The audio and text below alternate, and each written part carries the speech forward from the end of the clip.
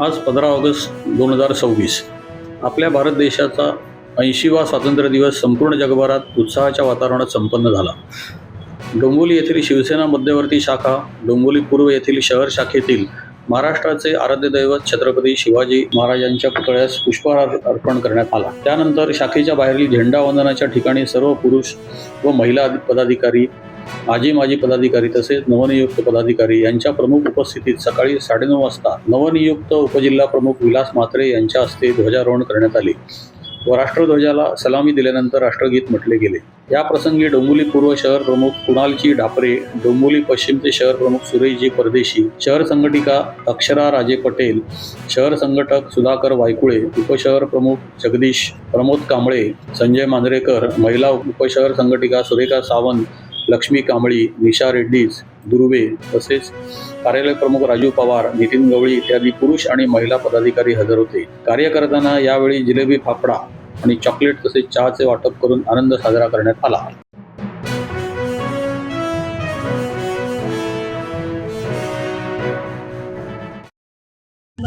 आज आपला 80वा स्वातंत्र्य दिन आहे. या स्वातंत्र्य दिनानिमित्त आपल्या माध्यमातून या इथे ध्वजावंदन सुद्धा झालेलं आहे, मानवंदना दिलेली आहे आणि आज आपण सगळे एकत्र इथे जमलेला आहात. काय सांगा? आज ज्या पद्धतीने आपण सांगितलं की आपण बघतोय की भारत हा देश परदेशांच्या पारतंत्र्याचं स्वातंत्र्य होऊन आज हे जो 80वा वर्ष चाललाय, परंतु मी एक भारतीय नागरिक म्हणून हा देश जो स्वतंत्र झाला हा फक्त परकीयांनी जे काय आपल्यावरती आक्रमण केलं होतं किंवा जे काय त्यांचं आपल्यावरती राज्य होतं त्या परकीयांच्या ह्याच्यातनं आपण फक्त स्वातंत्र्य झालो. परंतु तुम्ही बघाल की गेल्या काही वर्षापासून या भारत देशात ज्या पद्धतीने अन्याय आणि अत्याचार होत आहे, जसं की मी तुम्हाला सांगेन की इथे विद्यार्थ्यांना शिक्षणासाठी आंदोलन करावं लागतं, इथे शेतकऱ्यांना त्यांच्या रोटी आणि बेटीसाठी आत्महत्या करावी लागते, इथे लहान बालकांना आज दारोदारी रस्त्यावरती तिरंगा विकावा लागतो. खूप खेदाची आणि दुःखाची गोष्ट वाटते. मी या तमाम आपल्या या माध्यमातनं नागरिकांना आणि जे आपले सगळे भारतीय असतील, बांधव असतील, त्यांना एकच सांगेन की हा देश तेव्हाच स्वतंत्र होईल ज्यावेळी तुम्ही या भारत देशाला भ्रष्टाचार मुक्त कराल, ज्यावेळी या भ्रष्टाचारी नेत्यांना तुम्ही इथून त्यांच्या घरी बसवणार, अशिक्षित नेत्यांना घरी बसून तिथे सुशिक्षित उच्च शिक्षित असे मंत्री बसवणार, त्याच वेळी हा खऱ्या अर्थाने देश आपला स्वातंत्र्य झाला असेल. मी आजच्या या दिवशी शिवसेना उद्धव बाळासाहेब ठाकरे पक्षाच्या वतीने तमाम देशवासियांना या स्वातंत्र्य दिनाच्या शुभेच्छा देतो. परंतु एक माझ्याकडनं मी मार्गदर्शन बोलणार नाही, कारण का मी तेवढा कोणी मोठा नाही, परंतु मला जे सुचलं ते मी इथून या माध्यमातून सूचना देऊन थांबतो. जय हिंद, जय महाराष्ट्र. सर्वच ठिकाणी आज अति उत्साहामध्ये, अतिशय आनंदाच्या वातावरणात आपला हा 80वा स्वातंत्र्य दिन साजरा केला जात आहे. आपल्या माध्यमातून देखील हा साजरा करण्यात आला. आजच्या दिवशी आपला संकल्प काय असेल? संकल्प हाच असणार आहे की हा भारत देश आहे, हा भारत देश भ्रष्टाचार मुक्त करावा, गोरगरिबा जनता, सर्वसामान्य जनता एक संघ या भारत देशात कसे राहतील हा आमचा प्रयत्न असणार. आज आपल्या भारत देशाच्या स्वातंत्र्य दिनाच्या 80व्या वर्धापन दिनानिमित्त आपण काय सांगाल? आज भारताच्या स्वातंत्र्याच्या 80व्या दिनानिमित्त मी एवढंच सांगू शकतो की देवा या सगळ्या राजकारणाला सुबुद्धी दे, या प्रशासनाला सुबुद्धी दे, ह्या डोंबिवली त्रस्त जनतेला खड्डेमुक्त रस्ता, नीट चालण्यासाठी फुटपाथ, फेरीवाला मुक्त स्टेशन परिसर आणि 24 तास विजेची सुविधा हे मिळू दे. या व्यतिरिक्त सामान्य जनतेला काही नकोय आणि विद्यार्थ्यांसाठी भयमुक्त आणि चांगलं वातावरण तयार होऊ दे, हीच मी आजच्या घडी विनंती करतो या प्रशासनाला आणि या राजकारण्यांना. जय हिंद, जय महाराष्ट्र.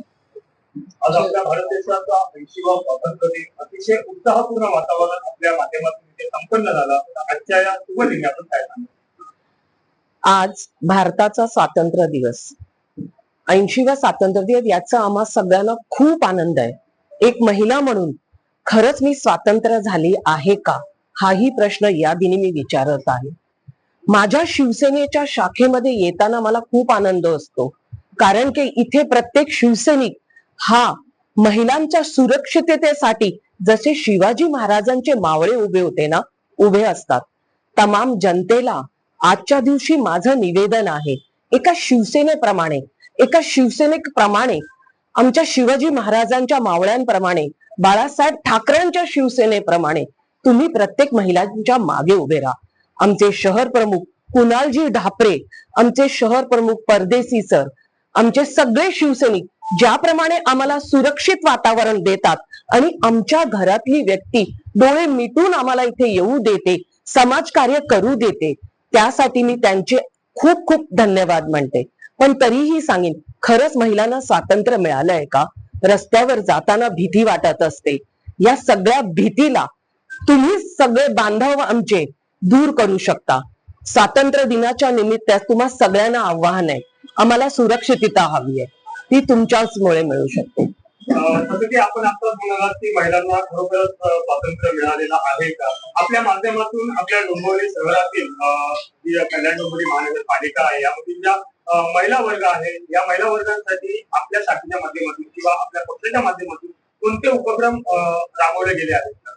आपण ना महिला सक्षमीकरणासाठी अनेक मोर्चे, अनेक पर्याय शोधत असतो, पण आतापर्यंतच्या राजकारणात कोणी खरोखरच महिला सक्षमीकरण केलंय का? महिलांना फक्त झेंडा हातात नका देऊ, महिलांना रोजगार द्या. तुम्ही महिलांना 2000 1000 देऊन घरी नका बसवू, त्यांना पायावर उभा राहू द्या. ही संकल्पना आमच्या आनंद दिघे साहेबांनी मांडलेली आणि ती आमच्या प्रत्येक शाखेतनं महिलांना रोजगार प्राप्त करून देतात. ज्या महिला आमच्यापर्यंत पोहोचत आहेत त्यांना आम्ही रोजगार देत आहोत. आणि मी डोंबिवली आणि कल्याणच्या महिलांना सांगेन, तुम्ही आमच्या डोंबिवली पूर्वेच्या मध्यवर्तीय शाखेला संपर्क साधावा जर तुम्हाला रोजगार हवाय. आणि प्रत्येक महिलाने स्वतःच्या पायावर उभं राहावं. अरे, घरी बसूनही तुम्हाला खूप काय करता येईल, तुमच्या हाताला 2 पैसे लागतील. जसं की आज पाहायला गेलं तर महिला वर्ग हा जास्तीत जास्त अग्रेसिव्ह होत चाललेला आहे, जास्तीत जास्त पुढाकार घेत आहे प्रत्येक क्षेत्रामध्ये. आपल्या माध्यमातून गेल्या काही दिवसांपूर्वीच एका डोंबिवलीमधील महिला टीसीचा देखील सत्कार करण्यात आला होता, तर त्या संदर्भात थोडक्यात काय सांगा? कसं आहे माहितीये दादा, स्वातंत्र्यापूर्वी पण झाशीची राणी होती, स्वातंत्र्य लढ्यामध्ये सरोजिनी नायडू होत्या, इंदिरा गांधी, त्याचप्रमाणे शिवाजी महाराज, आपले छत्रपती शिवाजी महाराजांना ज्यांनी घडवलं ती जिजाऊ होती. आजही प्रत्येक जणी, आम्ही सगळ्या महिला त्याच जिजाऊच्या मुली आहोत, त्याच इंदिरा गांधींचा आदर्श आहे, ती झाशीची राणी आमच्या सगळ्यांमध्ये आहे. तर आम्हाला खूप अभिमान आहे आमच्या डोंबिवलीतल्या महिलांचा. त्यामुळे आमच्या ताईंनी जे काम केलं त्याच्याबद्दल खूप खूप कौतुक आहे. आणि प्रत्येक महिलांनी पुढे येऊन हे काम करावं आणि त्याची नोंद शासन, प्रशासन सगळ्यांनी घ्यावी. आज आपला भारत देश स्वतंत्र होऊन बरोबर 80 वर्ष पूर्ण झाले आहेत. या 80व्या स्वातंत्र्य दिनानिमित्त सगळे जण एकत्र आलेलो आहोत. उत्साहाच्या वातावरणामध्ये हा 80वा स्वातंत्र्य दिन आपल्या माध्यमातून देखील साजरा करण्यात आलेला आहे. आणि आज पाहायला गेलं तर प्रत्येक ठिकाणी आपल्याला एक युवा वर्ग अतिशय उत्साहात पाहायला मिळतो. तर या युवा वर्गाबद्दल आपण काय सांगाल? आज एक भारताचा युवा म्हणून मला हे विचारायचं आहे की एक भारताच्या युवाला प्रश्न विचारण्याचं स्वातंत्र्य आहे का? आज आपण एक भारताचा युवा म्हणून मी भरपूर इंडेक्स बघतो, प्रेस फ्रीडम इंडेक्स, ह्याच्यात इंडियाचा रँकिंग काय आहे, एन्व्हायरमेंट इंडेक्स ह्याच्यात 176 रँकिंग आहे इंडियाची 177 देशांपैकी. इनइक्वॅलिटी इंडेक्स, जिथे म्हणजे इन्कम जे असतं त्याची डिस्ट्रीब्युशन काय आहे, त्यामध्ये आपण आज बघितलं तर जे कॉलोनियल एरा म्हणजे इंडिपेंडन्सच्या आधी जे होतं त्याच्यापेक्षा आज इनइक्वॅलिटी जास्त आहे. तर मला खरंच एक भारताचा युवा म्हणून प्रश्न पडतो की म्हणजे जे आपण बघतो की जे फॉरेन पॉवर्स होत्या त्यांनी आपल्यावर राज्य केलं, तर त्याच्यापेक्षा म्हणजे आज परिस्थिती वाईट आहे, इनइक्वॅलिटी एवढी जास्त आहे. तर हेच मला सगळ्या युवांना सांगायचं आहे की आपल्याला हे स्वातंत्र्य मिळवण्यासाठी एकत्र यायला पाहिजे आणि एक चळवळ केली पाहिजे, जनजागृती केली पाहिजे. आपण जो प्रश्न जो सांगितला जो आपल्याला प्रश्न पडलेला आहे तर त्याचं निरसन कोणत्या प्रकारे होऊ शकतं असं तुम्हाला वाटतं? पूर्णपणे जनजागृती झाली पाहिजे. आपले जे काही अधिकार आहेत त्याच्यावर आपण त्याच्याबद्दल जागृत पाहिजे आणि ही जागृती आपल्या माध्यमातून शिवसेना उद्धव बाळासाहेब ठाकरेच्या माध्यमातून आम्ही सर्व युवकांमध्ये पूर्ण देशाच्या नागरिकांमध्ये ही आम्हाला पसरवायची आहे. हेच आमचा उद्देश आहे. नक्कीच युवकांमध्ये ही प्रेरणा निर्माण होण्यासाठी आपल्या माध्यमातून कोणते प्रयत्न सुरू आहेत?